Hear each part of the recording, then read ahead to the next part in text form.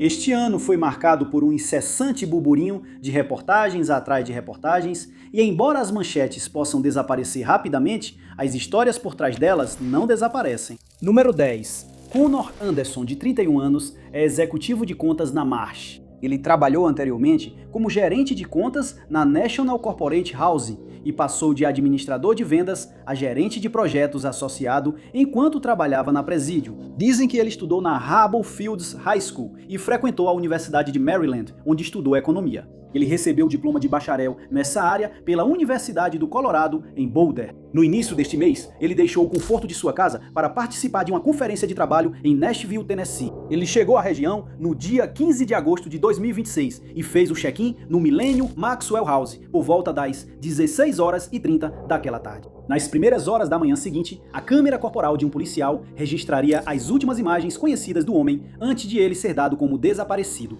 As imagens foram registradas por volta da 1h da manhã do dia 16 de agosto e mostram Connor acenando para dois policiais do Distrito Leste nas áreas de Woodland e Main Street. Ele explicou que tinha acabado de sair de um bar ali perto, onde conheceu um homem dentro do local. Connor teria pedido para o homem lhe mostrar a vizinhança, já que não conhecia a área, e ofereceu $20 para isso. O homem concordou e os dois saíram para encontrar os amigos dele. As imagens da câmera parecem mostrar Connor tendo dificuldade para lembrar a sequência dos acontecimentos que se seguiram. Ele disse que não conseguia se lembrar se o homem havia exigido mais $20 dele ou se eles acabaram recebendo mais $20. No entanto, os homens teriam começado a ameaçá-lo com violência se ele não fosse embora. Depois de estabelecer exatamente onde estava quando o evento aconteceu, Connor explicou novamente tudo aos policiais. Um dos policiais apontou que toda a história parecia suspeita. Ele perguntou a Connor se ele estava realmente tentando comprar entorpecentes do homem em questão. Ele insistiu que não estava e que sabia que a história parecia boba, mas que queria apenas um passeio pelo bairro para se familiarizar com o local.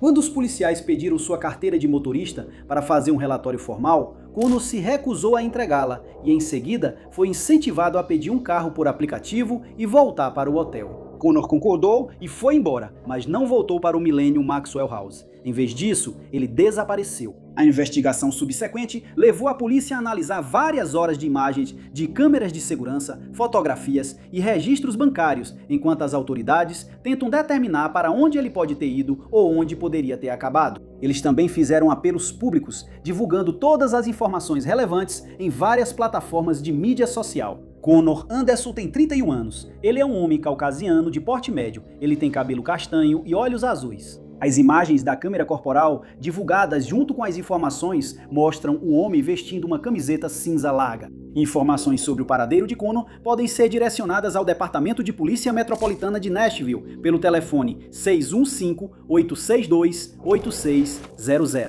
Número 9. Foi no dia 6 de junho deste ano que outra grande tragédia marítima começou a se desenrolar nas águas territoriais de Omã, na Ásia Ocidental, na Península Arábica. O incidente desconhecido ocorreu a bordo do petroleiro de 900 pés de comprimento Caroline Bizeng, que acredita-se fazer parte da frota fantasma de petroleiros utilizada pela Rússia. A embarcação estava transportando cerca de 800 mil barris de petróleo, quando, segundo relatos, foi atacada por meios não identificados. Segundo relatos, nesta data, o petroleiro relatou uma explosão ao largo do Iêmen, fazendo com que a embarcação fosse abandonada por aqueles que estavam a bordo. A causa da explosão permanece desconhecida. Vários dias depois, em 21 de junho, a embarcação sem capitão encalharia perto da ilha Alquiblia, derramando uma grande quantidade de óleo nas águas ao redor. O ponto de partida do que se tornaria um grande desastre ambiental. A massa negra sufocante cobriu uma extensa área de águas protegidas, impactando a vida oceânica. Durante o mês de julho, a situação pareceu receber pouca ou nenhuma atenção do público, e só recentemente ganhou destaque nas manchetes. O navio-tanque danificado permaneceu encalhado e no final de julho, o primeiro vestígio de óleo foi detectado, cobrindo não mais que 45 km². Especialistas começaram a alertar que o casco danificado poderia se deteriorar ainda mais, já que a região havia acabado de iniciar sua temporada de monções Carife. No dia 10 de agosto, Omã registrou uma mancha visível que cresceu para 400 km² e, apenas 2 dias depois, imagens de satélite estimaram que ela já havia coberto impressionantes 2.000 km². A embarcação também estava afundando ainda mais na água, despejando quantidades letais de óleo diretamente em um ecossistema diverso e sensível. A autoridade ambiental do país logo confirmou que a poluição havia alcançado as praias de Ras Madraca, afetando não apenas as águas imediatas, mas também a costa continental. Esta área é atualmente responsável pela proteção e suporte de recife de coral, tartarugas marinhas cabeçudas, verdes e de pente que nidificam, uma infinidade de aves marinhas e a ameaçada baleia jubarte do Mar da Arábia. O óleo na linha costeira pode contaminar a areia de nidificação e expor ovos, filhotes e tartarugas adultas a uma quantidade tóxica de petróleo. A principal preocupação em relação a esse evento desastroso é a espécie de baleia protegida e ameaçada de extinção. É a única população de jubartes não migratória do mundo, o que significa que, ao contrário de outras comunidades de baleias, essas não podem se deslocar de áreas de alimentação contaminadas. A degradação do habitat delas ameaça diretamente toda a população. Por volta do dia 13 de agosto, medidas concretas começaram a ser tomadas. ENBRE, a Companhia Britânica de Riscos Marítimos, enviou especialistas para avaliar o navio-tanque danificado, na esperança de encontrar uma forma de conter o óleo, estabilizar o navio e iniciar os esforços de limpeza. Mas a operação tem sido dificultada pelo mar agitado e ventos fortes, condições que ainda não melhoraram. Uma das tentativas das equipes foi transferir a carga restante para outra embarcação, mas as ondas chegaram a 4 metros e os ventos aumentaram para 40 nós. O vazamento continua sendo uma grande ameaça ao ecossistema marinho de Omã, mesmo que o óleo seja contido. Quanto mais tempo a operação demora, mais tempo o óleo tem para se espalhar e, por fim, se depositar nos sedimentos costeiros, transformando uma camada visível de petróleo em uma ameaça invisível que continuará a impactar o ambiente marinho de Omã pelos próximos anos, colocando a baleia jubarte, as tartarugas marinhas e os corais em perigo. Número 8.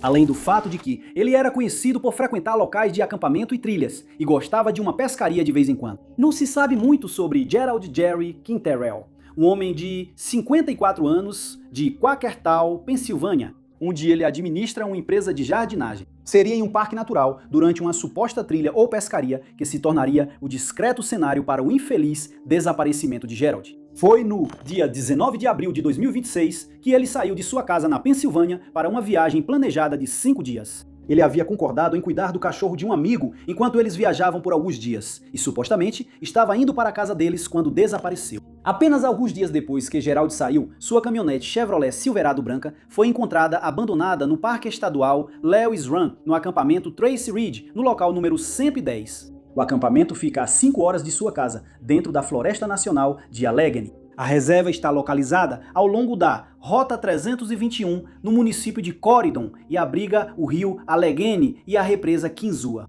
Também é o lar do urso negro americano, coiotes e linces pardos. Mais ou menos na mesma época em que o veículo de Gerald foi localizado, sua família também recebeu uma carta estranha e enigmática, na qual parecia que o homem desaparecido tinha a intenção de sumir. O conteúdo dessa nota não foi divulgado publicamente. Uma busca extensa no acampamento Tracy Ridge e nas áreas florestais ao redor foi realizada, mas os investigadores ainda não encontraram nenhuma pista adicional que indique o paradeiro dele. O caso estranho inundou muitos fóruns sobre pessoas desaparecidas e páginas de redes sociais, mas nenhuma pista significativa veio à tona. Os entes queridos indicaram que é provável que Gerald agora esteja se deslocando a pé e também possa estar fazendo trilha ou acampando na região, embora exista a possibilidade de ele ter sido recebido carona de alguém desconhecido. As autoridades estão pedindo ao público que verifique suas câmeras de trilha, acampamentos, áreas de mata isoladas, estacionamentos e qualquer filmagem recente de câmeras veiculares. O homem desaparecido foi descrito como um caucasiano, com cabelo grisalho e olhos azuis. Ele tem 1,85 m de altura e pesa cerca de 113 quilos. No momento em que desapareceu, Gerald estava usando cavanhaque, mas pode ter tido um bigode e barba completos. Informações sobre este caso de pessoa desaparecida podem ser direcionadas ao Departamento de Polícia de Richland Township pelo telefone 2155369500. O número do caso da agência está listado como 5926025547. Número 7. A guerra contra a privacidade já vem sendo travada há muito tempo e a cada ano que passa, as preocupações com a vigilância em massa aumentam. Na nossa era tecnológica e na era da informação, os avanços novos e aprimorados deixaram a sociedade com a sensação de estar sendo constantemente vigiada. Nada é privado e nada é sagrado. A sensação de desconforto fica ainda mais forte à medida que a tecnologia continua evoluindo rapidamente, tornando mais difícil para as pessoas protegerem suas informações pessoais. A inteligência artificial só piorou significativamente essas preocupações. A necessidade do governo de saber de tudo, combinada com tecnologia e um pouco de IA, resultou em uma receita potencialmente catastrófica. Essa receita se manifestou como câmeras de segurança Flock, um leitor automático de placas de veículos e um sistema de vigilância veicular usado por autoridades e empresas para capturar dados detalhados de carros que passam. Esses sistemas, que dependem de visão computacional com IA e análises automatizadas, registram as placas, marca, modelo, cor e até características únicas como amassados e adesivos no para-choque. Essencialmente, essas câmeras funcionam como uma impressão digital veicular, rastreando o movimento de cada veículo que passa. Esse rastreamento detalhado permite um registro abrangente da atividade dos veículos e locais públicos, levantando preocupações sobre quem tem acesso a esses dados e para qual finalidade. À primeira vista, pode parecer que as câmeras Flock são apenas câmeras de trânsito aprimoradas que simplesmente emitem multas e medem a velocidade dos carros. No entanto, o sistema é muito mais complexo do que isso. As câmeras de leitura de placas monitoram constantemente todos os veículos e armazenam todos esses dados no sistema da Flock, que os usuários podem utilizar para buscar informações específicas de um veículo sem precisar de um mandado.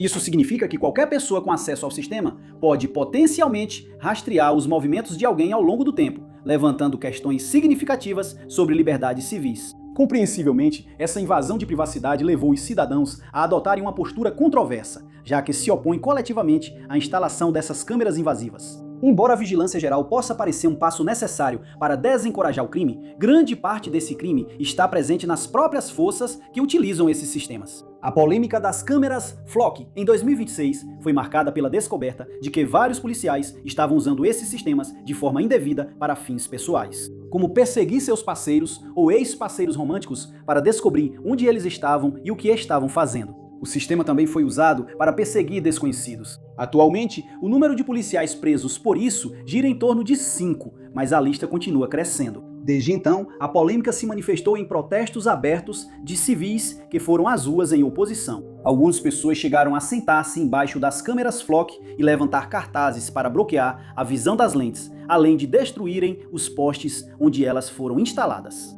Os ativistas insistem que vigilância não significa segurança. Recentemente, Bernie Sanders tweetou dizendo, abre aspas, a empresa de vigilância por IA, Flock, instalou quase 100 mil câmeras em todos os Estados Unidos para rastrear cada um dos seus movimentos. A empresa sabe quando você vai ao médico, quando deixa seu filho na escola e quando está tentando escapar de uma situação de abuso.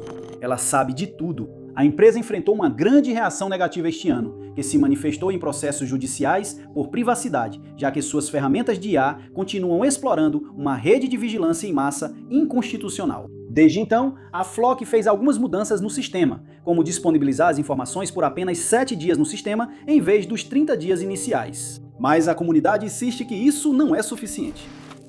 Número 6.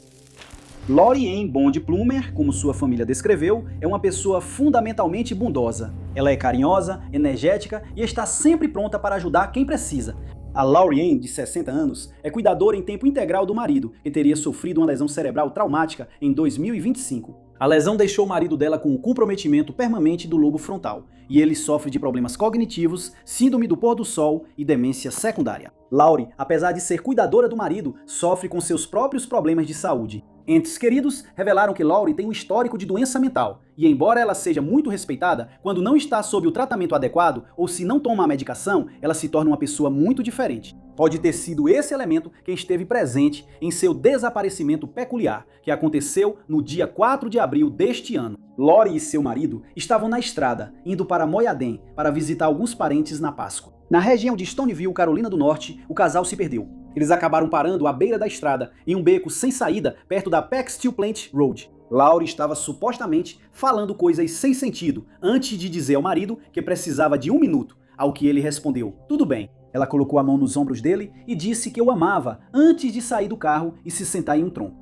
Mike ficou no carro observando ela. Lori se aproximou do veículo novamente e insistiu que precisava ficar sozinha, pedindo para ele seguir dirigindo pela estrada. Ele fez o que lhe foi pedido e esperou de 5 a 10 minutos antes de voltar dirigindo para onde havia deixado sua esposa. No entanto, ao chegar lá, ela já não estava mais. Laurie não foi mais vista nem ouvida desde então e foi vista pela última vez entrando em uma área arborizada onde Mike a havia deixado. Pouco tempo depois, uma busca e investigação extensas começaram sobre o desaparecimento, enquanto as autoridades tentavam desesperadamente localizar a mulher desaparecida. Como ela não levou o celular com ela naquele dia, eles não conseguiram utilizar o rastreamento de sinal. Os investigadores têm monitorado os registros bancários dela e entraram em contato com outros parentes que moram em Nova York e Charlotte. Buscas extensas foram realizadas na área onde Laurie foi vista pela última vez, e as autoridades utilizaram drones e unidades caninas, mas sem sucesso. Infelizmente, nenhuma pista sobre o paradeiro dela surgiu. A mulher desaparecida foi vista pela última vez usando calça preta, moletom cinza com capuz e sapatos.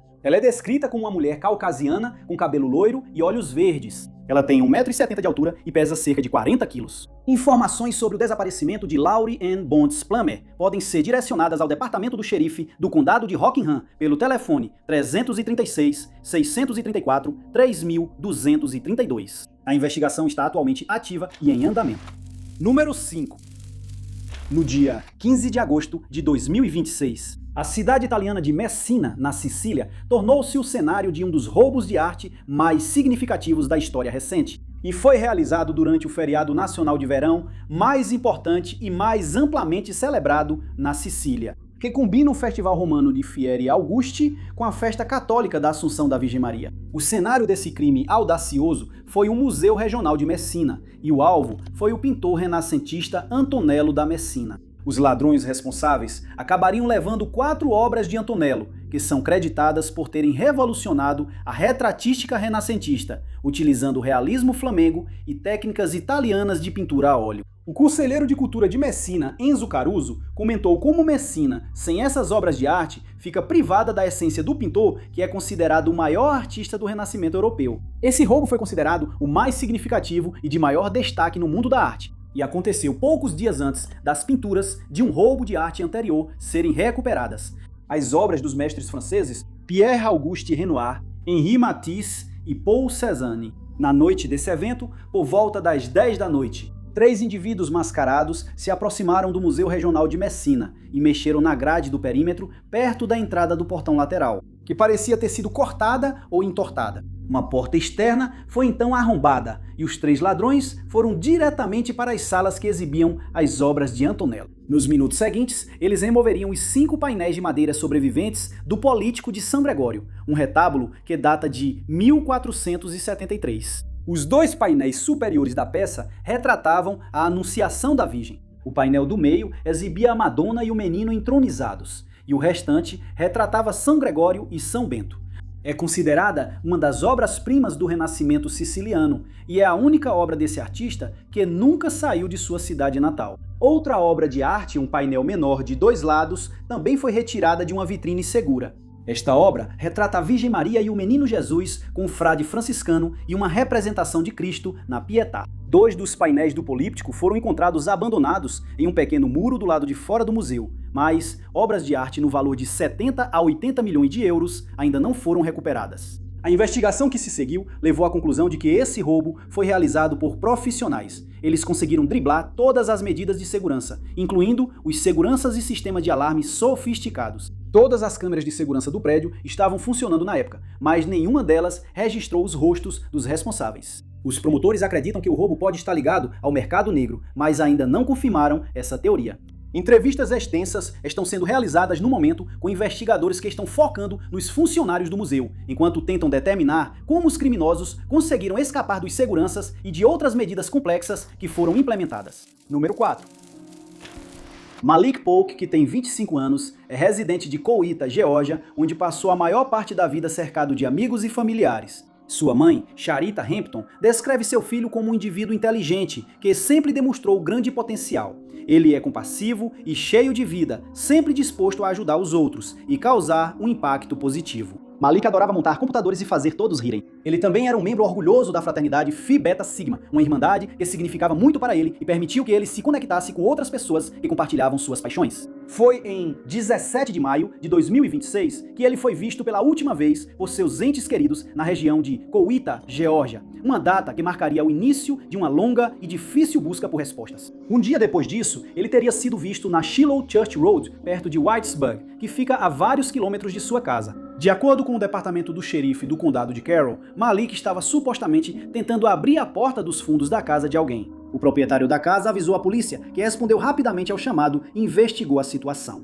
Lá, eles encontraram o veículo do homem nas proximidades. O carro ainda estava ligado, mas um dos pneus estava furado, sugerindo que Malik pode ter tido problemas com o carro antes do incidente. Malik desapareceu depois de correr para dentro da floresta próxima. O comportamento estranho dele levou as autoridades a acreditarem que o homem poderia estar passando por uma crise de saúde mental no momento em que desapareceu, possivelmente fazendo com que ele agisse de maneira fora do comum. Não se sabe se ele tinha problemas médicos pré-existentes, já que sua família não havia notado nenhum sinal anterior. Família e amigos não conseguiram entrar em contato com ele desde o dia 17 de maio e o celular dele parece estar desligado ou ficou sem bateria, tornando extremamente difícil para qualquer pessoa conseguir falar com ele. Ele teve o desaparecimento oficialmente comunicado ao departamento do xerife do condado de Coweta depois que todas as tentativas de localizá-lo falharam. As autoridades organizaram e realizaram várias buscas, cobrindo uma área de 400 acres, com o uso de cães farejadores de cadáveres e drones. Voluntários e membros da família também participaram das buscas, vasculhando florestas, campos e qualquer área onde Malik pudesse ter ido.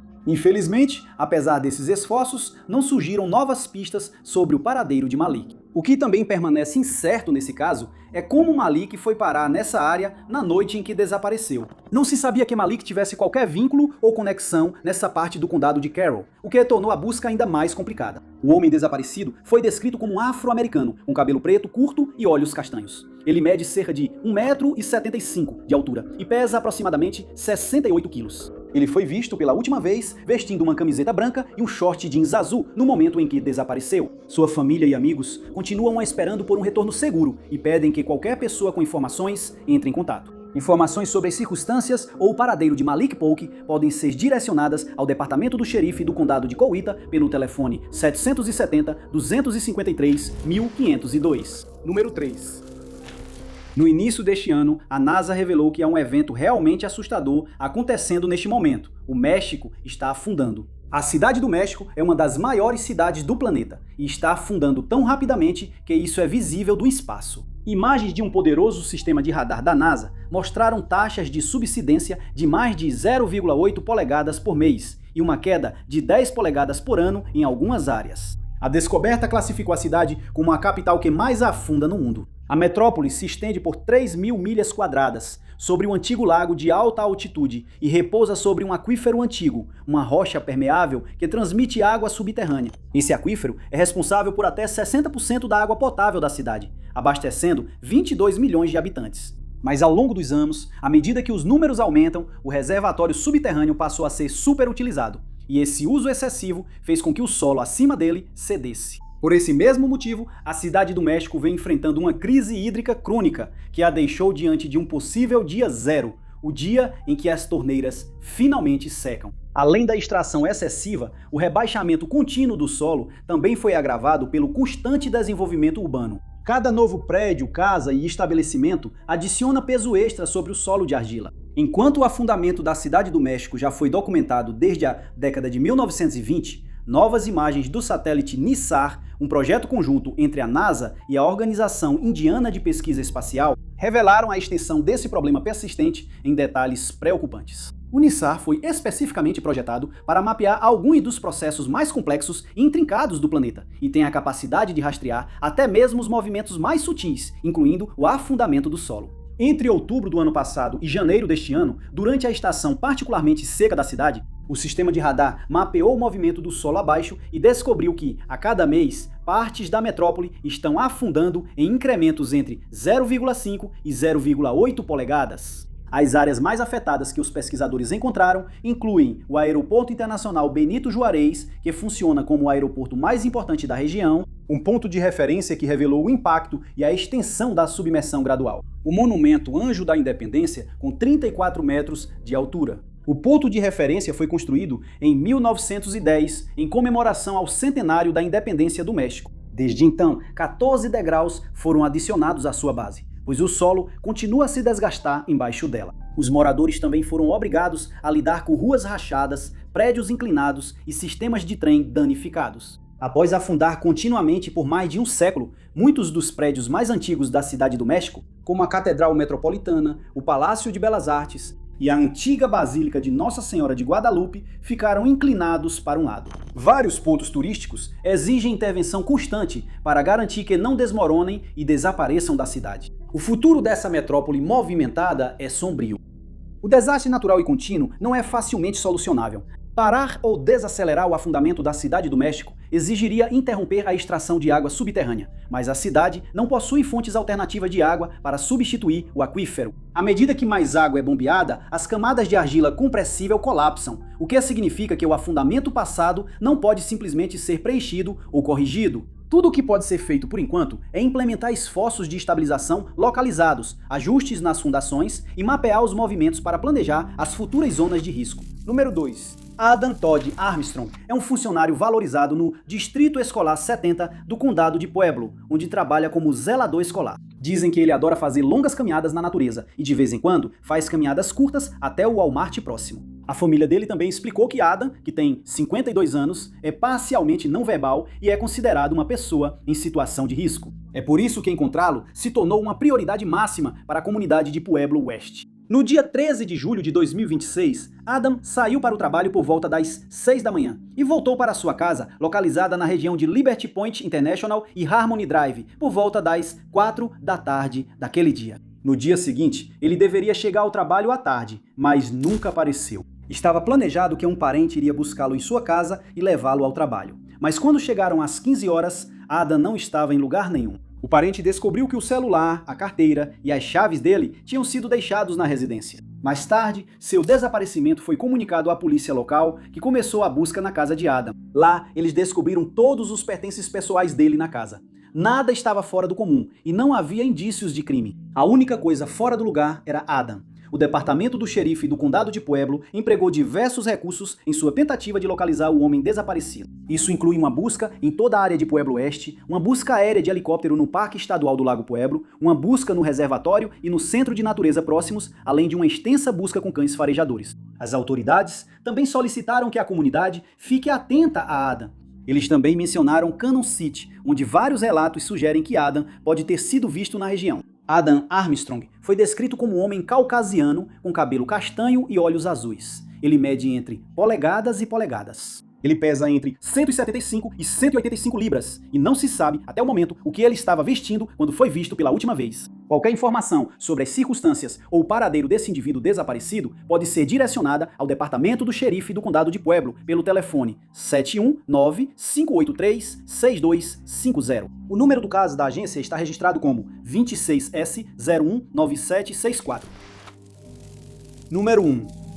Jessie May Sanches descreveu seu irmão Stephen Sanches como alguém que pode parecer meio revoltado para quem não o conhece, mas para ela, ele era um protetor que sempre cuidava dela quando estavam juntos em público. É esse elemento aparentemente pequeno que torna sua ausência repentina ainda mais confusa. Não era do feitio dele sair sem avisar os familiares, especialmente sem contar para Jessie. Inicialmente, ela acreditou que Steven poderia ter saído para celebrar a memória do pai e não ficou muito preocupada no começo. Diziam que ele costumava marcar o dia da morte do pai visitando as Montanhas Rochosas. Mas quando a noiva dele entrou em contato com ela para informar que ele não havia retornado, a preocupação rapidamente aumentou. Era por volta das 12h15 do dia 5 de fevereiro de 2026, quando Stephen, um estudante da faculdade Western Wyoming, matriculado no curso de soldagem, foi visto pela última vez saindo da Western Wyoming Community College em Rock Springs. Ele e sua parceira haviam conversado ao telefone por volta das 11h30 daquele dia, durante a qual Stephen expressou o desejo de fazer uma viagem com amigos para uma cabana da família no Colorado no dia seguinte. A cabana, apesar dos rumores online, não pertence à família Sanches.